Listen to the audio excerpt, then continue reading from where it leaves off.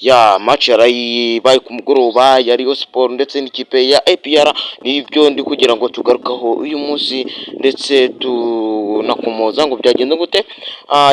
Abafana ba Rayon Sport bari mu gahinda ndetse abafana ba APR bari mu byishimo ndetse n'abandi hirya no hino babona APR barishimye cyane. Reka twigarukire kuri aya makuru gari kugenda gacicikana, ibihuhwa ndetse n'ibindi biri kugenda binyura ku rubuga rwacu rwa YouTube ndetse no ku mbuga Twitter, TikTok, bagenda bavuga yuko Rayon Sport bayibye, baba bafotoye uruhande rumwe cyangwa se ikipe ya Rayon Sport baba umusifuzi yayibiye cyangwa se bakaba baguze umunyezamu. Ibyo ntabwo ari byo, ahubwo umutoza wa Rayon Sport yaje gusobanura ko byaba ari ukuba abakinnyi batamenyeranye mu kibuga, yuko iyo abakinnyi batamenyeranye mu kibuga usanga ibintu bitari kugenda neza gatanu ku kandi, ariko ukuntu ibintu bihagaze, ukuntu amakuru ameze neza gatanu ku kandi, ni uko ikipe ya Rayon Sport ibyo yakoze yari igomba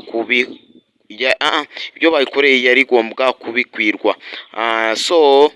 Icyo navugaho ni uko ikipe ya APR bari kugenda bavuga yuko bari kugenda bayisebya ngo bayibiye ndetse n'ibindi bihuha, ni uko amakuru mfite yuko ari ibya nyabyo. Igitego yari igomba ibitego yatsinze byari byo byaganje, byari ibitego 4 yabiriye. Nuko byagenze, mpumuriza abafana ba Rayon Sport ndetse abafana ba APR bo bari byishimo. Rero ngo kuri mugeze musanzwe, reka ikiganiro tugisoreza naho utaha.